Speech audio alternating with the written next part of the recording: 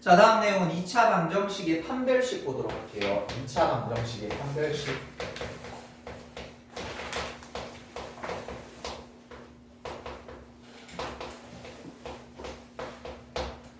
자, 보통 우리가 ax 제곱 bx 더하기 c 꼴 빵이라고 이렇게 주어져 있을 때 근해 공식 썼을 때 그 루트 안에 들어가는 b제곱 마이너스 4ac라는 녀석을 보통 판별식이라고 얘기했었어요. 됐죠?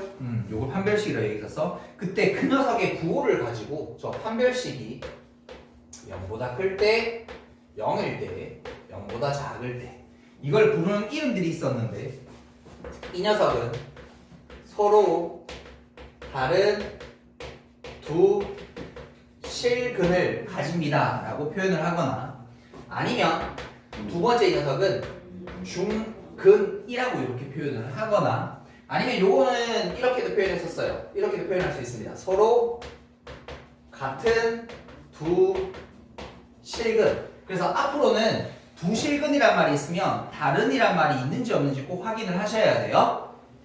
다른 두 실근, 같은 두 실근이야. 그래서 이 두 개를 합쳐서 뭐라고도 불러요? 실근. 됐죠? 자, 이렇게 중학교 때는 여기는 뭐라고 했어? 근이 없다. 이제는 그렇게 얘기하지 않아? 서로 다른 두 허근.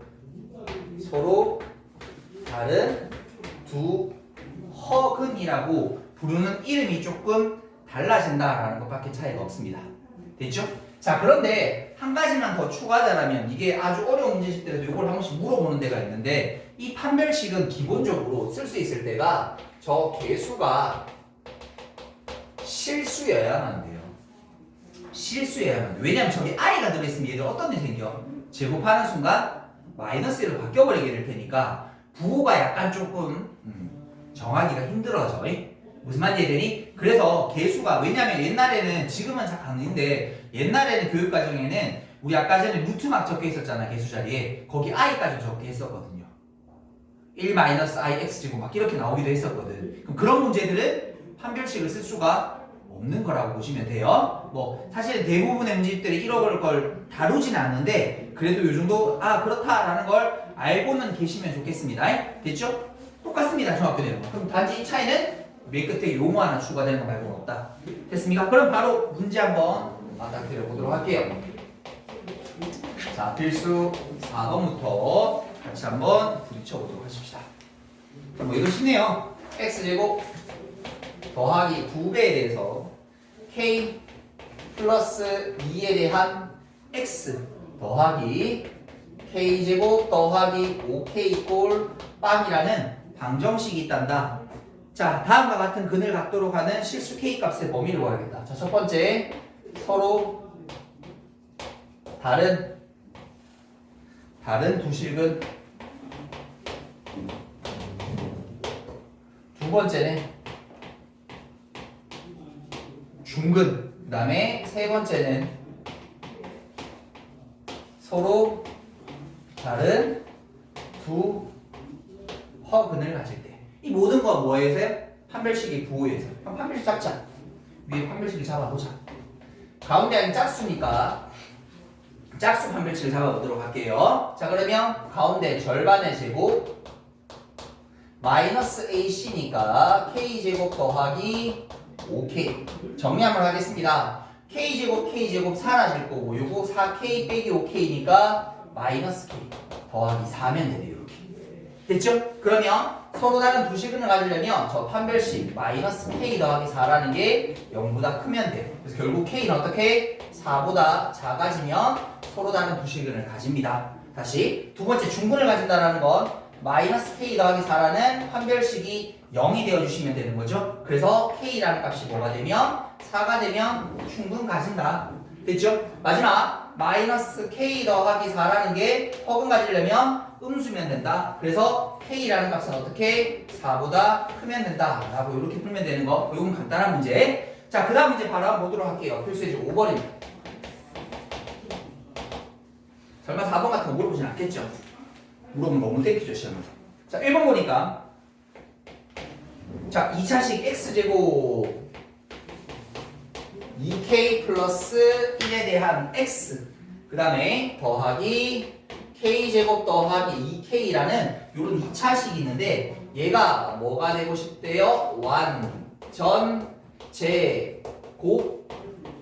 되고 싶대요. 완전 제곱식이 된다라는 건 저 녀석을 뭘로 뒀을 때 등호형으로 둔 2차 방정식이 마치 뭐 가지는 거랑 중분 가지는 거랑 똑같다라는 말.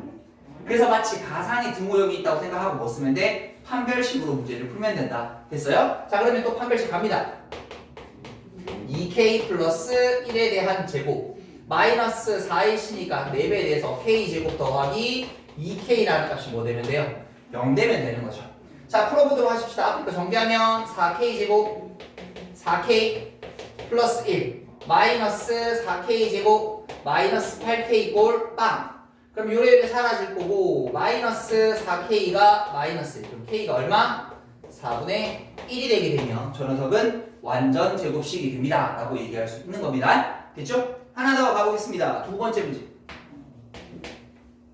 두 번째 보니까 x제곱 마이너스 2배에 대해서 k 빼기 a x 더하기 k제곱 a제곱 문자가 많다 마이너스 b 플러스 1이 꼴 0이라는 녀석이 자 여기서 두 가지를 봐야 되겠네. 실수 k의 값에 관계 없이 얘는 항상 중문을 가진대요.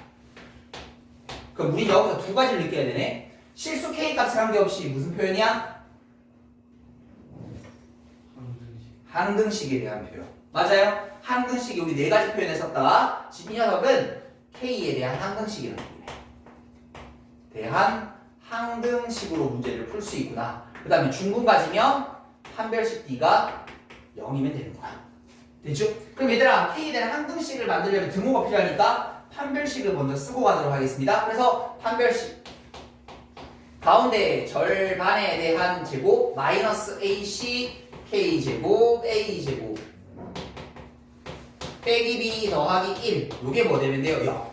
근데 이게 뭐에 대한 식이라고? k에 대한 항등식이라고 지금부터 정리할 거야. 다시 여기 k제곱 마이너스 2ak a제곱 마이너스 k제곱 마이너스 a제곱 더하기 b 빼기 1이 꼴 빵. 근데 요래 사라지잖아. 됐죠? 우리 정리 어떻게 했었어요? k가 있는 것, k가 없는 것 이렇게 정리하지 않았나? k가 있는 거 여기 마이너스 2밖에 없네. 없는 거 b 빼기 1밖에 없네. 어떻게 하면 돼요? k가 관계없음을 하려면 얘도 0, 얘도 0. 끼리끼리 비교하는 거라 했잖아. 그래서 a 값은 얼마면 되고 0이면 되고 b는 1입니다. 라고 해서 우리 앞에서 배웠던 항등식과 판별식을 이렇게 섞어서 내는 문제가 되시면 되겠습니다. 자, 여기까지 정리 한번 하도록 할게요.